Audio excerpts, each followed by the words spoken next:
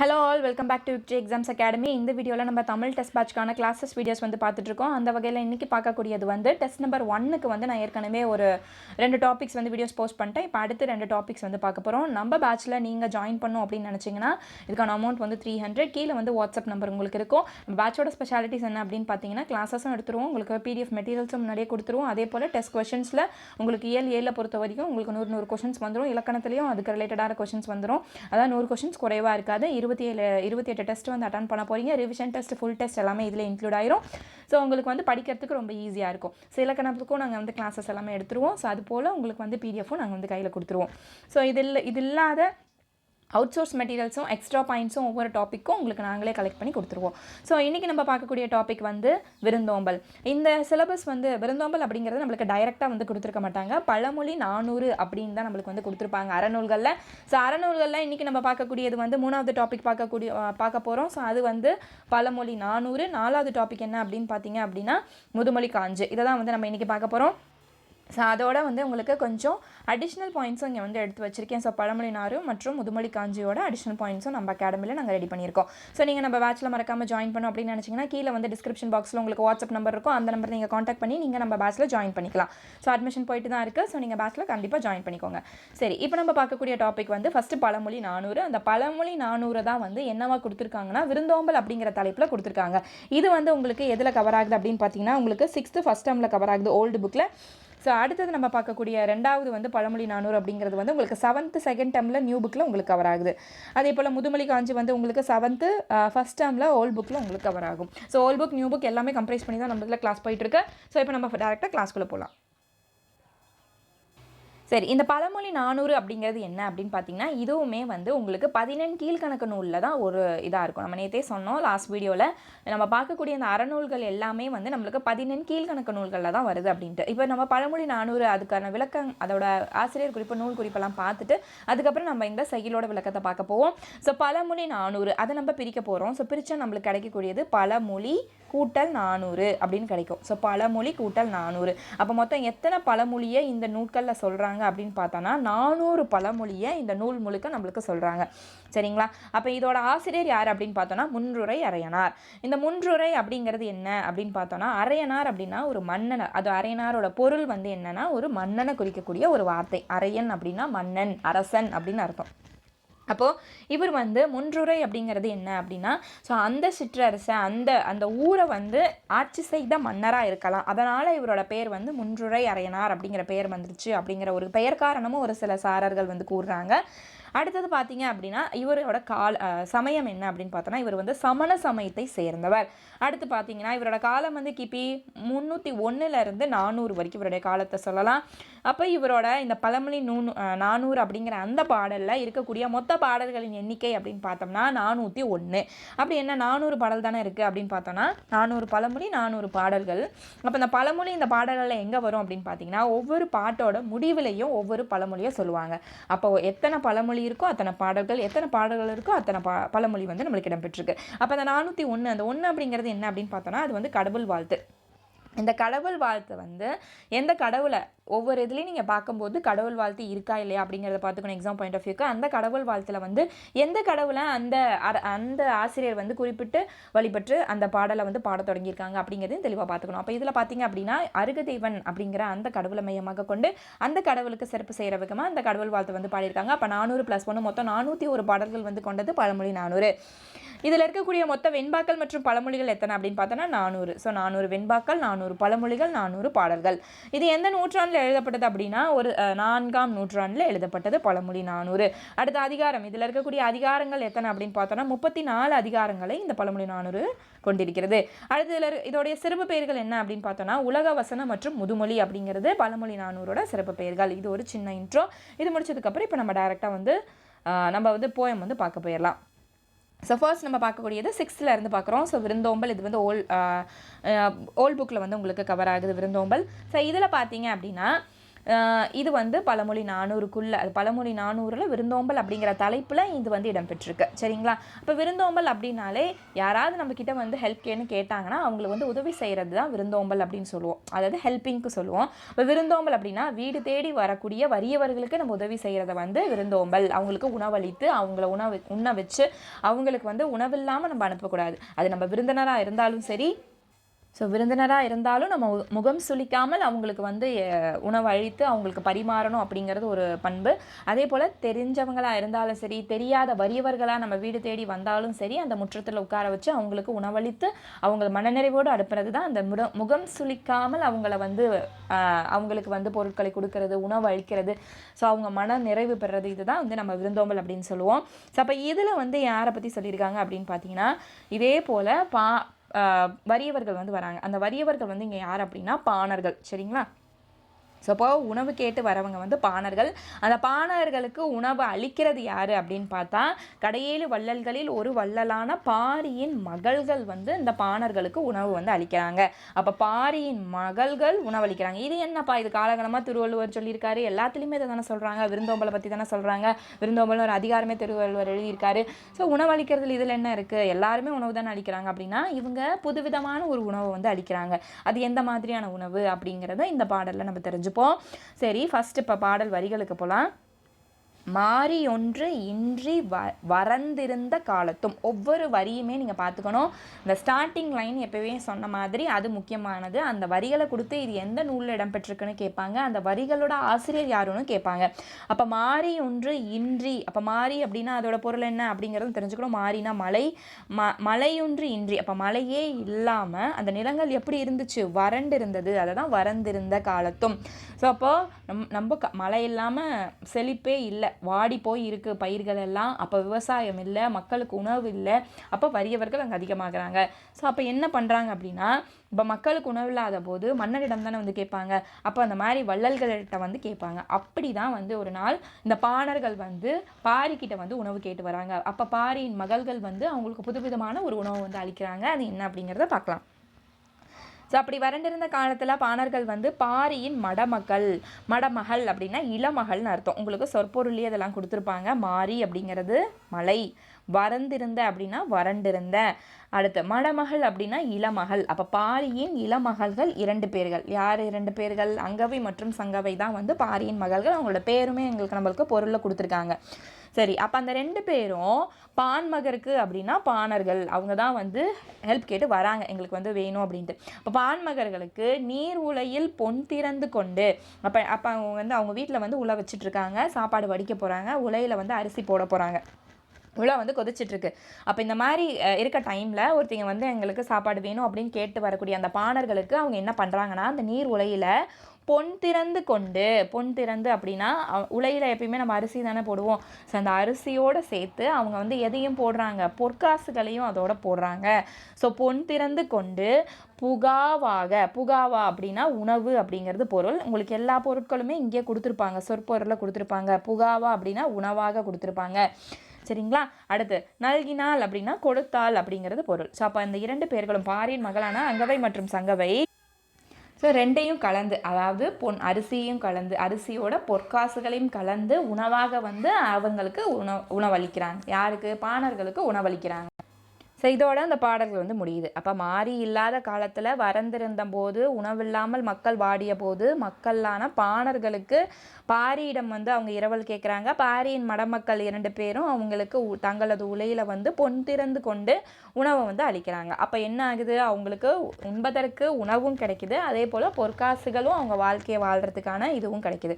So அப்போ இது 2மே வந்து அவங்களுக்கு மனநிறைவோடு கொடுத்து அவங்கள வந்து அனுப்பியிருக்காங்க. ஸோ இப்போ இந்த கடைசி லைன் என்ன அப்படின்னு பார்த்தீங்கன்னா, ஸோ ஒவ்வொரு பாடலோட முடிவுலையும் நம்மளுக்கு என்ன இருக்கும், ஒரு பழமொழி வந்து இருக்கும். இதுதான் பழமொழி 400 பழமொழி. இதில் இருக்கக்கூடிய பழமொழி ஒன்றுரா முன்றிலோ இல். அப்போ ஒன்றுரா அப்படின்னா ஒன்றும் இல்லாத, முன்றிலோ அப்படின்னா முற்றம் அப்படின்னா வீடு அப்படின்னு சொல்லுவோம். முன்றிலோ அப்படிங்கிறது இங்கே இதோட பொருள் வந்து வீடு அப்படின்னு. அப்போ ஒன்றும் இல்லாத வீடு என்பது கிடையாது. இப்போ எல்லா வீட்லேயுமே ஏதாவது ஒன்று இருக்கணும். ஸோ எதுவுமே இல்லாத வீடு அப்படின்னு இருக்கவே கூடாது அப்படிங்கிறதுக்காக அவங்க பொற்காசுகளையும் சேர்த்து அந்த அரிசியோடு அவங்க வந்து உணவாக வந்து அழிச்சிருக்காங்க. சரி, அடுத்த பாடலின் பொருள். மழையின் வறட்சி நிலவிய காலத்தில் அதை பாரி மகளிர் யார் 2 பேர் அங்கவை சங்கவை வந்து பாணர்களுக்கு வந்து ஹெல்ப் கேட்டு வந்து இறந்து நிற்கிறாங்க. அப்போ உலைநீரில் வந்து அவங்க பொண்ணை இட்டு அவர்களுக்கு உணவாக தந்தனர். அதனால் பொருள் ஏதும் இல்லாத வீடு எதுவுமே இல்லை அப்படிங்கிறது அவங்க இது மூலிமா சொல்ல வராங்க. அப்போ இது பாடல் இடம்பெற்றுள்ள பழமொழி ஒன்றுரா முன்றிலோ இல், ஒன்றுமில்லாத வீடு எதுவும் இல்லை அப்படிங்கிறது இதோட பொருள். ஸோ அந்த ஒவ்வொரு பழமொழிக்கும் என்ன பொருள் அப்படிங்கிறத தெரிஞ்சுக்கணும். அடுத்த பாடல் பார்த்தீங்கன்னா இது உங்களுக்கு 7th கவர் ஆகுது. ஸோ இது பார்த்தீங்க அப்படின்னா பழமொழி 400. ஸோ அதில் சொன்னது வந்து விருந்தோம்பல் அப்படிங்கிற அந்த பொருளை வந்து உணர்த்திச்சு. ஸோ இந்த பழமொழியில் எதை சொல்கிறாங்கன்னா கல்வியின் சிறப்பை பற்றி சொல்கிறாங்க. ஸோ அதில் எதை பற்றி சொல்கிறாங்க? ஃபஸ்ட்டு, ஆற்றவும் கற்றா அறிவுடையார். ஆற்றவும் கற்றா அப்படின்னா என்ன பொருள் அப்படின்னு பார்த்தீங்கன்னா, இப்போ ஒருத்தரை நம்ம யாரை வந்து அறிவுடையார் அப்படின்னு சொல்லுவோம்னா, படித்த விஷயங்களை தெளிவாக, அதாவது நிறைவாக ஒரு விஷயம் படிக்கிறோன்னா அதை ஃபுல்லாக படிச்சிடணும். டிப் அதில் வந்து எந்த இடத்துலேருந்து எதை கேட்டாலும் நம்மளுக்கு சொல்ல தெரியணும், எப்படி கேட்டாலும் சொல்ல தெரியணும், எப்போ கேட்டாலும் சொல்ல தெரியணும். இதுதான் வந்து படிப்புக்கான ஒரு முழு இது. ஸோ அப்போ நம்ம என்ன பண்ணணும்? படிக்கிறத நினைவாக ஞாபகம் வச்சுருக்கணும், மறக்காமல் இருக்கணும், தெளிவாகவும் படிக்கணும், கவனமாக படிக்கணும். ஸோ அப்போ ஆற்றவும் கற்றா அப்படிங்கிறதுக்கான பொருள் அதுதான்.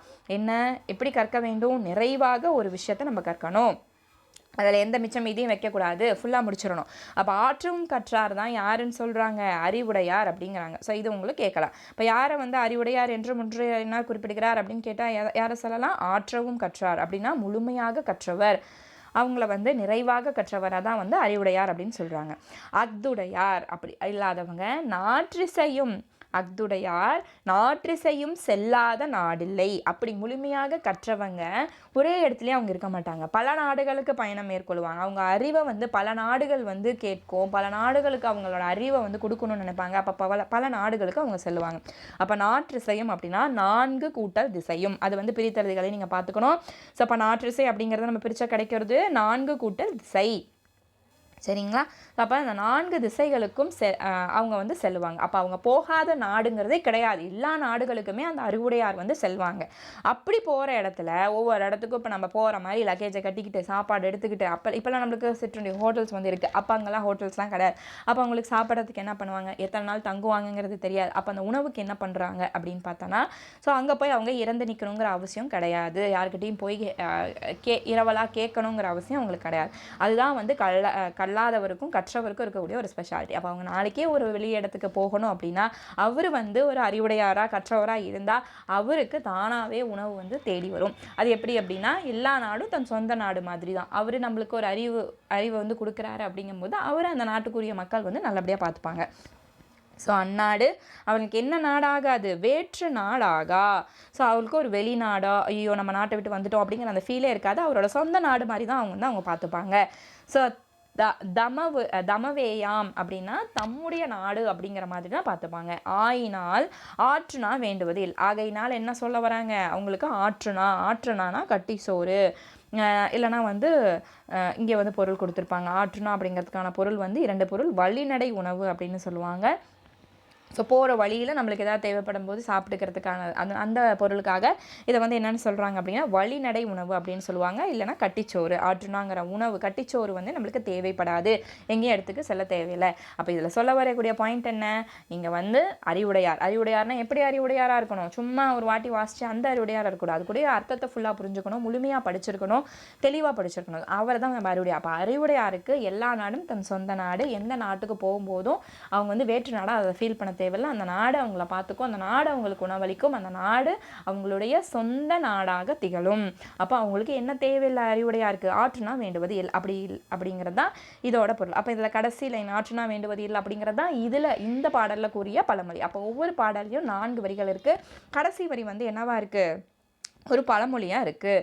ஸோ இதுதான் வந்து முன்னிறையினருக்குரிய செய்தி. இப்போ பாடலோட பொருள் வந்து கற்க வேண்டிய நூல்களை நிறைவாக கற்றவர் அறிவுடையார். ஸோ நிறைவாக கற்றவங்க தான் அறிவுடையார்னு சொல்லுவோம். ஸோ அவரோட புகழ் வந்து 4 திசைகளும் பரவி இருக்கும். அப்போ 4 திசைகளிலும் பரவின அவரோட புகழ் எந்த நாட்டுக்கு அவர் சென்றாலும், அயல் நாடு எந்த நாட்டுக்கு சென்றாலும் அது வேற்று நாடாக அவர் கருத மாட்டார். ஏன்னா அது தம்முடைய நாடுகளாக தான் இருக்கும். இப்போ இங்கே ஒரு தனியாக இருக்கும் பாருங்கள், தமவேயாம் அப்படிங்கிறது. ஸோ அந்த தமவேயாம் அப்படிங்கிறதுக்கான பொருள் என்ன அப்படின்னா, அது அவருடைய சொந்த நாடு, தம்முடைய நாடு அப்படிங்கிறது அதோட பொருள். எனவே அந்நாடுகளுக்கு செல்லும்போது அவங்க என்ன எழுத தேவையில்லை, உணவு வந்து அவங்களுக்கு தேவையில்லை. இதான் வந்து இந்த பாடலோட பொருள், நம்மளுக்கு முன்றைய கூற வரும் பொருள். ஸோ இதுக்கானது ஆற்றவும் அப்படின்னா நிறைவாக கற்றவர், நற்றிசை அப்படின்னா 4 கூட்டல் திசை, தவேயாம் அப்படிங்கிறது தம்முடைய நாடு, ஆற்றுனா அப்படிங்கிறது அதை நம்ம எப்படி பிரிக்கலாம், ஆற்றுனானா வழிநடை உணவு, அதே போல் கட்டிச்சோறு அப்படின்னு சொல்லுவோம். அதை எப்படி பிரிக்கலாம் அப்படின்னா 6 கூட்டல் உணா. இந்த 6 அப்படிங்கிறது நதியை நம்ம சொல்லக்கூடாது, 6ங்கிறது வழிகளை நம்ம சொல்லணும். அப்போ போகக்கூடிய வழிகளில் நம்மளுக்கு நம்ம பசிக்கு தேவையான உணவு. அப்போ 6 அப்படிங்கிறது வழி, இதை நல்லா ஞாபகிச்சுக்கணும், வேற பொருள் மாற்றி இருக்கக்கூடாது. 6 அப்படின்னா வழி, எதில் ஆற்றுனால வந்து பிரிக்கும் போது 6 கூட்டல் உணா, 6 அப்படிங்கிறது வழி, உணாங்கிறது உணவு. இதெல்லாமே வந்து உங்களுக்கு சேர்த்தெழுதுக பிரித்தெழுதுகளையும் நீங்கள் வந்து அந்த கண்டென்ட் படிக்கும்போது பீல பார்த்து வச்சுக்கணும். ஏன்னா வந்து பிரித்தெழுதுக சேர்த்தெழுதுக இலக்கணத்தில் நம்மளுக்கு கொடுத்துருக்காங்க. ஸோ அதையுமே தெளிவாக பார்த்துக்கங்க. அடுத்தது ஸோ எந்நாட்டிற்கு சென்றாலும் அந்நாட்டில் கற்றோரை வரவேற்று உணவு அளிப்பது என்பது பாடல் உணர்த்தும் கருள். ஸோ கற்றோரை வந்து அந்த நாடு வாங்கன்னு சொல்லி வரவேற்று அவங்களுக்கு வந்து உபசரித்து தேவையானதெல்லாம் செஞ்சு உணவு வந்து அளிக்கும். ஆற்றுனா வேண்டுவது இல். சரி, ஆசிரியர் குறிப்பு முன்றுரையானது ஏற்கனவே பார்த்துட்டோம். இந்நூலின் ஆசிரியர் வந்து முன்றுரைங்கிறது ஊர் பெயர், அரையன் என்பது என்னும் சொல் அரசனை குறிக்கும். ஸோ அவர் ஆண்ட ஊர் முன்றுரை அப்படிங்கிறனால இவருக்கு பெயர் வந்து அப்படி இருக்கலாம் அப்படின்னு பார்த்தோம். அரையனார் என்பது இன்னொரு சாரர் என்ன சொல்கிறாங்கன்னா, அரையனார் அப்படிங்கிறது மன்னனை குறிக்கிற பெயர். அதே போல் அரையனார் என்பது ஒரு புலவரின் குடிப்பெயராகவும் இருந்திருக்கு. அந்த கம்யூனிட்டி கூப்பிடக்கூடிய பெயரும் அரையனார்னு சொல்லுவோம் புலவரை. அப்போ வந்து 2ஆகவும், ஒன்று மன்னராகவும் இருந்திருக்கலாம், இல்லை புலவராகவும் இருந்திருக்கலாம். அதுக்கான டேட்டாஸ் நம்மளுக்கு இல்லை. ஆனால் 2 ஆராய்ச்சியாளர்களும் இதை வந்து நம்மளுக்கு சொல்கிறாங்க. அடுத்த நூல் குறிப்புன்னு பார்த்தீங்கன்னா சொன்ன மாதிரி இது 14 கீழ்கணக்கு நூல்களில் ஒன்றாக இருக்குது. பழமொழி 400 பாடல்களை கொண்ட நூல் இது. நூலின் ஒவ்வொரு பாடலிலும் ஒரு பழமொழி கடைசி இடம்பெற்றிருக்கும். இப்பாடலில் வரும் பழமொழி ஆற்றுனா வேண்டுவதில் அதற்கான பொருள் என்ன, கற்றவனுக்கு கட்டைச்சோறு வேண்டா, கற்றவனுக்கு உணவு வேண்டா. அதாவது உணவு வேண்டானா சாப்பிடாமல் இருக்க மாட்டாங்க அடிச்சல, இங்கிருந்து எதுவும் எடுத்துகிட்டு போக தேவையில்லை தன் சொந்த நாட்டில். அதனால தான் அதை வந்து கட்டிச்சோறு வழிநடைச்சோறு அப்படின்னு சொல்கிறோம். சரிங்களா. அடுத்த பாடல் வந்து முதுமொழி காஞ்சி. முதுமொழி காஞ்சி அப்படிங்கிறதுக்கான நூறு குறிப்பை பார்த்துட்டு வந்துடுவோம். இது வந்து உங்களுக்கு 7th கவர் ஆகுது. 7th ஓல்டு புக்கில் தான் உங்களுக்கு வந்து இருக்குது ஃபஸ்ட் டேர்மில். ஸோ முதுமொழி காஞ்சியோட ஆசிரியர் வந்து மதுரை கூடலூர் கிழார். ஆசிரியர் வந்து யார், மதுரை கூடலூர் கிழார். ஸோ இவர் வந்து அதிலே கூடலூர் வருது. ஸோ ஊர் வந்து கூடலூர். காலம் வந்து எந்த காலம் பார்த்தீங்கன்னா 5ஆம் நூற்றாண்டு. இதில் இருக்கக்கூடிய பாடல்கள் வரிகள், இப்போ ஒவ்வொரு பாட்டுமே முதுமொழி காஞ்சி ஒரு பாடல் அப்படின்னு எடுத்துக்கிட்டால், இப்போ எப்படி நம்ம வந்து பழமொழி 400க்கு ஒரு பாடலாக 4 வரிகள் தான் இருக்கும். அதே போல் முதுமொழி காஞ்சியில் எத்தனை வரிகள் தான் இருக்கும்னா 10 வரிகள் தான் இருக்கும்.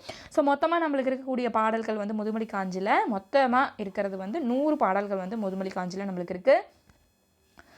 அடுத்தது அதில் இருக்கக்கூடிய பாவகை என்ன அப்படின்னு பார்த்தோம் அப்படின்னா, குறள் தாளிசை குறள் வெண் செந்துரை அப்படிங்கிறது அதோட பாவகை. முதுமொழி காஞ்சியோட பாவகை வந்து குறள் தாளிசை குறள் வெண் செந்துரை. அடுத்து இந்த முதுமொழி காஞ்சியில் இருக்கக்கூடிய மொத்த அதிகாரம் என்னன்னு பார்த்தோன்னா 10 அதிகாரம். சரிங்க. அப்போ 10 அதிகாரம் இன்ட்டு 10 பாடல் வரிகள். அப்போ வந்து நம்ம மொத்தம் நம்மளுக்கு கிடைக்கக்கூடியது 10 அதிகாரம். ஒவ்வொரு அதிகாரத்திற்கும் 10 பாடல்கள் இருக்கும். ஸோ அந்த 10 பாடல்களோட மொத்த தொகுப்பு வந்து நம்மளுக்கு 100 பாடல்கள். அப்போது இதில் இன்னொரு இம்பார்ட்டண்ட்டான exam point of view question என்னென்னா, இருக்கக்கூடிய அறநூல்கள் நம்மளுக்கு கொடுத்துருக்காங்க இல்லையா, நம்மளுக்கு சிலபஸில் 9 கொடுத்துருக்காங்க.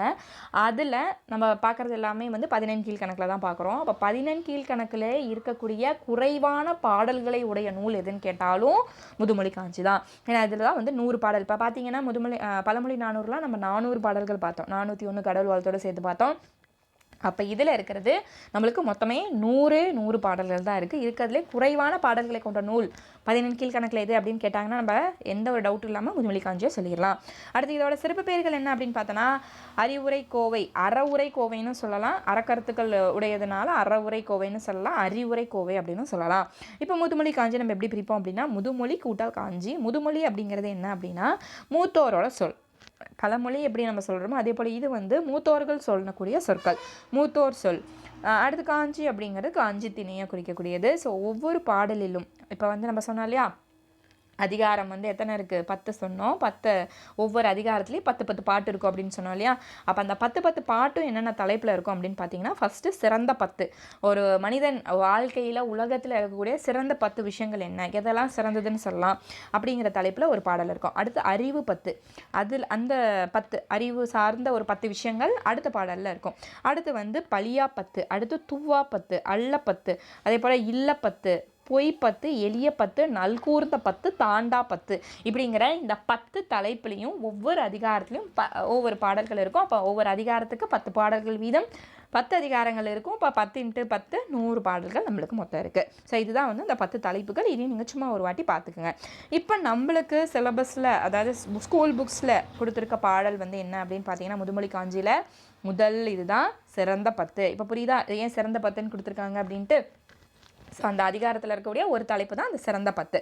ஸோ அப்போ சிறந்த 10க்கான விளக்கம் என்ன? சிறந்ததென கூறப்படும் 10 பொருட்களை தன்னகத்தே கொண்டிருப்பது. அந்த 10 பொருட்களும் நம்ம வந்து ஒருத்தங்க வந்து வச்சுருக்கணும், ஒருத்தங்க வந்து கொண்டிருக்கணும், அதை வந்து சிறப்பாக செய்யணும், அதை வந்து கடைபிடிக்கணும். அதை தான் வந்து சிறந்த 10.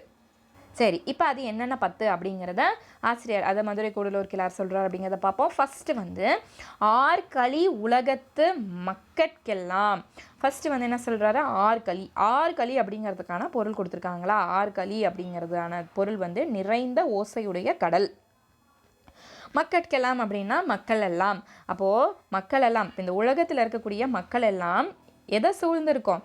கடலால் சூழப்பட்டது தானே நம்மளோட உலகம். ஸோ அந்த உலகத்து மக்கள் ஆர்கடலி. அப்போ நிறைந்த ஓசையுடைய கடலால் சூழப்பட்ட உலகத்தில் உள்ள மக்கள் எல்லாம் பின்பற்ற வேண்டிய 10 ஒழுக்கங்கள் என்னென்ன? 10 சிறந்த 10 எது அப்படின்னு சொல்லியிருக்காங்க. ஸோ சூழப்பட்ட மக்கள் எல்லாம் என்னென்ன பண்ணும்? ஓதலில் சிறந்ததென்று ஒழுக்கமுடைமை. ஓதல் அப்படிங்கன்னா ஓதுதல் அப்படின்னா நம்ம வந்து வாயில் பேசுறது, சொல்லுதல். இங்கே வந்து என்னென்னா கற்றல். அப்போ கற்றலிலும் சிறந்தது எது அப்படின்னு பார்த்தோம் அப்படின்னா ஒழுக்கம். அப்போது இதை வந்து நீங்கள் பார்த்துக்கணும். இது எப்படி கேட்கலான்னா, உங்களுக்கு வந்து எக்ஸாம் பாயிண்ட் ஆஃப் வியூவில் பொறுத்துக்க மாதிரி கேட்கலாம். அப்போ கற்றலை விட சிறந்தது எது? ஒழுக்கம்.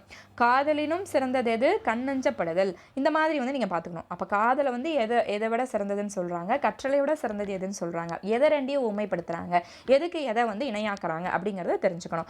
அப்போ கற்றலை விட சிறந்தது எது? ஒழுக்கமுடையவர்களாக இருப்பது தான். இப்போ நீ வந்து படிக்கலனாலும் பரவாயில்ல, ஆனால் நீ ஒழுக்கத்தில் சிறந்து விளங்கி இருக்கணும் அப்படிங்கிறது முதல் பாயிண்ட்டாக சொல்கிறாங்க சிறந்த 10. அடுத்து பார்த்தீங்கன்னா, காதல் சிறந்தது கண்ணஞ்சப்படுதல். இந்த கண்ணஞ்சப்படுதல் அப்படிங்கிறது என்ன அப்படின்னு பார்த்தோன்னா, பிறரால் மதிக்கத்தக்கவுடையவராக இருப்பது. அப்போ காதலை விட, இப்போ வந்து நீங்கள் வந்து மற்றவங்க காதல் அப்படிங்கிறதுனா இங்கே வந்து அன்பு காட்டுதல். அப்போது ஒவ்வொரு உயிரினங்களுக்கும் நீங்கள் அன்பு காட்டினாலும் சரி, இல்லை தன்மையாக இருந்தாலும் சரி, மற்றவங்களை நேசித்தாலும் சரி, அதை விட எது சிறந்தது அப்படிங்கிறாங்க? மற்றவங்க போற்றும்படி நம்ம நடக்கிறது தான் வந்து சிறந்தது அப்படின்னு சொல்லுவாங்க. பிறருக்கு அன்பு காட்டுவதிலும் எது வந்து மேலானது? பிறர் போற்றும்படி நடத்தல். மற்றவங்கன்னா நம்ம பேரை சொன்னால் மற்றவங்ககிட்ட இவங்களா ஒரு நல்லவங்கப்பா, மற்றவங்ககிட்ட ரொம்ப அன்பாக இருப்பாங்க அப்படிங்கிற மாதிரி இருக்கணும். ஸோ அப்போ போற்றும்படி நடத்தல். மற்றவங்க நம்மளை வந்து போற்றணும், தவறாக கூறக்கூடாது. அவனா சி அப்படின்னு சொல்லாமல், அவங்கள அப்படி ஒரு நல்ல எண்ணம் வந்து மற்றவங்க கிட்ட நம்ம மேலே இருக்கணும், நம்மளை வந்து அவங்க போற்றணும். அடுத்து 3வது பார்த்தோம்னா, மேதையில் சிறந்ததென்று கற்றது மறவாமை.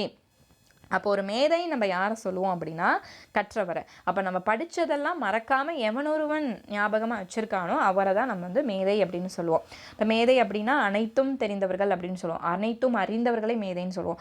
அப்போது அறிவு நுட்பத்தினும் அதை விட எது நம்ம மறவாமல் படித்த விஷயங்களை மறக்காமல் ஞாபகத்தில் வச்சுட்ருக்க ஒரு பல விஷயங்கள் கற்றறிந்த மேதையை தான் நம்ம என்னென்னு சொல்லுவோம்? மேதைன்னு சொல்லுவோம். அவங்களுக்கு எதை ஒப்புமை பண்ணுறாங்க அப்படின்னா, மறவாமை இருப்பது தான் மேன்மையானது. ஸோ படித்த விஷயங்களை மறவாமல் இருப்பது தான் மேன்மையானது. அப்போ அறிவு நுட்பத்தினும் கற்ற பொருளை மறவாமை இருப்பது தான் சிறந்தது. அடுத்தது 4வது, வன்மையில் சிறந்ததென்று வாய்மை உடைமை. ஸோ வன்மையில் சிறந்ததென்று வன்மையை விட சிறந்தது என்ன? வன்மை அப்படின்னா வளமான வாழ்க்கை. இங்கே எல்லா பொருளும் கொடுத்துருப்பாங்க. ஸோ படித்து பார்த்தீங்கனாலே உங்களுக்கு புரியும். ஸோ வளமான வாழ்க்கை, சீரான வாழ்க்கை எல்லாமே எனக்கு இருக்குது. அதாவது தேவைக்கான செல்வம் இருக்குது, தேவைக்கான எனக்கு குடும்பம் இருக்குது, எல்லா செல்வங்களும் எனக்கு இருக்குது. அதாவது ரொம்ப ஹைஃபையாக இல்லைனாலும் ஒரு வளமான வாழ்க்கையை நான் வாழ்கிறேன் அப்படின்னு சொல்கிறவங்களுக்கு எது முக்கியம் அப்படின்னா வாய்மை உடையவர்களாக இருக்க வேண்டும். எல்லா செல்வத்தையும் வச்சுக்கிட்டு எல்லா கெட்ட விஷயத்தையும் பண்ணக்கூடியது சிறந்தது கிடையாது. ஸோ வளமான வாழ்க்கை அப்படிங்கிறது நீங்கள் என்னவா இருக்கணும்? வாய்மை உடையவராக வாழ்ந்திருக்கணும். அப்போ ஒவ்வொருத்தரும் இந்த சிறந்த 10ல் வாய்மையும் எடுத்துக்கணும், வாய்மையை கடைபிடிக்கணும். அடுத்து 5th என்ன சொல்கிறாங்கன்னா, இளமையில் சிறந்ததென்று மெய்ப்பினி இன்மை. அப்போ இளமையை காட்டிலும் சிறந்தது எது அப்படின்னு சொல்கிறாங்கன்னா, நீங்கள் வந்து நோயோடு இல்லாமல் இருக்கிறது. அப்போ இளமை காலத்தில் உங்களுக்கு எந்த நோயும் அந்த அளவுக்கு வந்து வராது. முதுமை காலத்தில் தான் எல்லாமே நம்மளுக்கு தெரிய வரும். ஏன்னா வயது முதிரி அடைஞ்சிரும். அப்போ தான் நம்மளுக்கு நோய்கள். அப்போ இளமை காலத்தில் எந்த அளவுக்கு நம்ம சேஃபாக நம்ம உடம்பை பார்த்துக்கணும் அப்படிங்கிறதும் இதில் சொல்ல வராங்க. அப்போ இளமை அந்த அழகை விட சிறந்தது எது? அப்போ இளமையில் நான் அழகாக இருக்கேன் அப்படிங்கிறது சொல்கிறது முக்கியம் இல்லை. இளமையில் வந்து எப்படி ஆரோக்கியமாக என் உடலை வச்சுருக்கேன் அப்படிங்கிறது முக்கியம். அப்போ இளமையில் சிறந்தது எது அப்படின்னு பார்த்தோன்னா, மெய்ப்பினி இல்லாமல் இருப்பது, நோய் இல்லாமல் இருப்பது தான் வந்து இளமையில் சிறந்தது. அடுத்து நலனுடைய மையன் நானும் சிறந்ததன்று. 6வதுல என்ன சொல்கிறாங்க? நலனுடைய. அதே போல் 7வது பாருங்கள், குலனுடைய மையின் கற்பு சிறந்ததென்று. இது 2க்கான விளக்கம் பார்ப்போம். நலனுடைய மையன் நானும் சிறந்ததென்று. ஸோ 6 அழகுடையவராக இருப்பினும், அங்கே சொன்னது வந்து இளமை சொன்னாங்க 5வது பாயிண்டில். இளமையையும் நோயற்ற வாழ்க்கையும் கம்பேர் பண்ணியிருப்பாங்க. இங்கே வந்து அழகுடையவராக இருப்பினுங்க, ரொம்ப அழகாக இருந்தாலுமே என்ன இருக்கணும்? உங்களுக்கு நாணம் வந்து இருக்கணும். ஒரு விஷயத்தை நாணம் அப்படின்னா வந்து வெக்கப்படுறது அப்படிங்கிறது ஒரு பொருள், பெண்களுக்கு சொல்லுவாங்க. இங்கே வந்து நாணம் அப்படிங்கிறது என்னென்னா, ஸோ நாணம் செய்யக்கூடாததை செய்ய ஆசைப்படுதல். ஸோ அதுதான் வந்து நாணம். செய்யக்கூடாதனை செய்ய அச்சப்படுதல். ஸோ வந்து ஒரு செய்யக்கூடாத விஷயத்தை வந்து நம்ம இப்போ செய்ய போகிறோம் அப்படின்னா நம்மளுக்கு ஒரு தயக்கம் வரணும். அதை வந்து நம்ம செய்யலாமா அப்படிங்கிற யோசிக்கணும். ஒரு பயம் வந்து அந்த இடத்துல இருக்கணும். அதுதான் வந்து நாணம். வெட்கம் அப்படிங்கிறது வேறு. ஸோ இங்கே சொல்லக்கூடிய விஷயங்கள் வந்து தவறான விஷயங்களை வந்து நம்ம செய்யறதுக்கு முன்னாடி நம்மளுக்கு வரக்கூடிய அந்த பயம், ஸோ அந்த அச்சம் அப்படிங்கிறது இருக்கணும். அந்த நாணம் அப்படிங்கிறது இருக்கணும். அப்போ அழகை காட்டிலும் எதை அவங்க சொல்கிறாங்க? அந்த நாணத்தை வந்து சொல்கிறாங்க. அடுத்து குலப்பெருமையை விட ஒழுக்கமுடையே சிறந்தது. 7வது சொல்லக்கூடிய விஷயம், உங்களுக்கு குலச்சிறப்பை விட, வந்து மன்னர் குலத்தில் வந்திருக்கலாம், அரச குலத்திலேருந்து நீங்கள் வந்திருக்கலாம், எங்கேருந்து வந்தாலும் ஒழுக்கம் தவறாமல் இருக்கணும். அந்த குடும்பத்தில் இருக்க அனைவருமே ஒழுக்கமுடையவர்களாக இருந்தவனா அது வந்து சிறப்பு. இப்போ ஒழுக்கமுடைமையாக இருக்க வேணும். இப்போ என்னென்ன இதை வந்து இது வரைக்கும் சொல்லியிருக்காங்க அப்படின்னு பார்த்தோன்னா, ஸோ ஃபர்ஸ்ட்லேருந்து பார்ப்போம். ஃபஸ்ட்டு வந்து ஒழுக்கத்தோடு இருக்கணும். அடுத்து வந்து பிறர் போற்றும்படி நடக்கணும். 3வது கற்ற பொருளை மறவாமல் இருக்கணும். அதுதான் மேன்மையானது. 4வது வாய்மை உடையவராக இருக்கணும். 5வது வந்து நோயற்ற வாழ்வு இருக்கணும். 6வது வந்து நாணமுடையவர்களாக இருக்க வேண்டும். அடுத்து 7வது வந்து ஒழுக்கமுடையவர்களாக இருக்க வேண்டும். 8வது சிறந்த நூல்களை கற்றலை விட கற்றெழுத பெரியாரை பின்பற்றி ஒழுகுதல் சிறப்பு. அப்போ பெரியவங்களுக்கு மரியாதை கொடுக்கணும். சிறந்த நூல்களை நம்ம போய் தேடி சிறந்த நூல்களை கற்கிறத விட ஏற்கனவே படித்து மூத்தோர்கள் இருப்பாங்க இல்லையா, ஸோ அவங்களுக்கு நம்ம வந்து அவங்கள பின்பற்றி அவங்க வழியில் நடக்கிறது சிறப்பு. அடுத்து 9வது பகைவரை தண்டிப்பதை விட அவரை வந்து மன்னிச்சு விடுறது மிக சிறந்தது. 10வது முற்காலத்து பெரிய செல்வத்தை பின்னர் குறைக்காமல் அதை வந்து பார்த்துக்கணும். இப்போ பாருங்க, 9வது சென்றாரை செறுத்தலில் தற்செய்கை சிறந்தது. செற்றாரை அப்படின்னா பகைவர். செற்றார் என்பதன் பொருள் பகைவர். ஸோ பகைவரை தண்டித்ததை விட என்ன சிறந்தது? தற்செய்கை, அவங்கள மன்னிச்சு விடுறது, அதுதான் வந்து சிறந்தது. அடுத்து முன்பெரு களின்பின்னா காலத்தில், முன்பெரு காலத்தில் நம்ம சேர்த்து வச்ச செல்வத்தை, இப்போ நம்ம போன தலைமுறை நம்மளுக்கு சேர்த்து வச்சு போன செல்வத்தை அடுத்த தலைமுறையான நம்ம வந்து அதை எல்லாத்தையும் செலவு பண்ணி வேஸ்ட் பண்ணிடக்கூடாது. அந்த செல்வத்தோட அளவு குறையாமல், சிறுகாமை அப்படின்னா குறையாமல் காப்பது தான் வந்து சிறந்தது. இப்படிங்கிற அந்த 10 விஷயங்களை வந்து கூடலூர் கிழார் வந்து சிறந்த 10கள் அப்படிங்கிறத இதில் வந்து முதுமொழி காஞ்சியில் சொல்லியிருக்காரு. இப்போ கீழே இருக்கக்கூடிய கொஷின்ஸ்க்கு ஆன்சர் பண்ணிடுவோம். ஸோ அதோட சொல்லும் பொருளும் ஃபஸ்ட் பார்த்துடலாம். சார்கலி அப்படிங்கிறது நிறைந்த ஓசை உடைய கடல். அடுத்து பார்த்தீங்க அப்படின்னா காதல் அப்படிங்கிறது அன்பு, மற்றவர்கள் மேலே நம்ம செலுத்தக்கூடிய அன்பு. அதே போல் மேதை அப்படின்னா அறிவு நுட்பம் நிறைந்தவர்கள். வன்மை அப்படிங்கிறது ஈகை கொடை ரெண்டுமே வரும். அதே போல் பிணி அப்படிங்கிறது நோய், மெய் அப்படிங்கிறது உடம்பு, நாணம் அப்படிங்கிறது செய்யக்கூடாதே செய்ய அச்சப்படுதல், சிறந்ததன்று அப்படிங்கிறது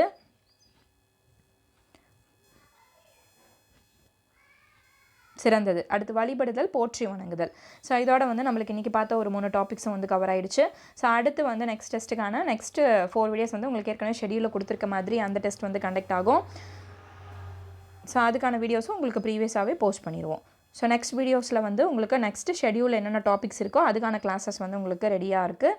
ஸோ அடுத்து பார்த்தீங்க அப்படின்னா உங்களுக்கு வந்து ஒரு 4 டாபிக்ஸ் வந்து அதே அறநூல்களில் இருக்கக்கூடிய அடுத்த 4 டாபிக்ஸ் உங்களுக்கு வந்து டெஸ்ட்டுக்கு வரும். ஸோ அதில் ஒரு சில டாபிக்ஸ் வந்து நம்மளுக்கு புக்ஸில் இல்லை. ஸோ கவர் ஆகாத அந்த டாபிக்ஸை வந்து நம்ம வந்து அவுட் ஆஃப் சிலபஸில் இருந்தால் எடுத்திருக்கோம். ஸோ கொஞ்சம் எக்ஸ்ட்ரா பாயிண்ட்ஸ் அதில் கலெக்ட் பண்ணியிருக்கோம். ஸோ இந்த மாதிரி எல்லா டாபிக்ஸுமே நம்ம வந்து பேச்சுலர் எக்ஸ்ட்ரா பாயிண்ட்ஸாக கலெக்ட் பண்ணிட்டுருக்கோம். ஏதாவது டவுட்ஸ் இருந்தால் நீங்கள் கீழே கமெண்ட் பாக்ஸில் கமெண்ட் பண்ணலாம். ஸோ அதே போல் வந்து நீங்கள் நம்ம பேச்சுலர் ஜாயின் பண்ணணும்னு நினச்சிங்கன்னா மறக்காமல் கீழே டிஸ்கிரிப்ஷன் பாக்ஸில் வாட்ஸ்அப் நம்பருக்கு கான்டாக்ட் பண்ணுங்கள்.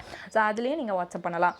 ஃபர்தர் என்கொயரிஸும் நீங்கள் பண்ணலாம். அட்மிஷன் ஸ்டில் போயிட்டு தான் இருக்குது, நீங்கள் வேணும்னா ஜாயின் பண்ணிக்கலாம். ஸோ இதில் பார்த்தீங்க அப்படின்னா ஒவ்வொரு டெஸ்ட்லையுமே உங்களுக்கு 100 கொஷின்ஸ் வந்துடும்.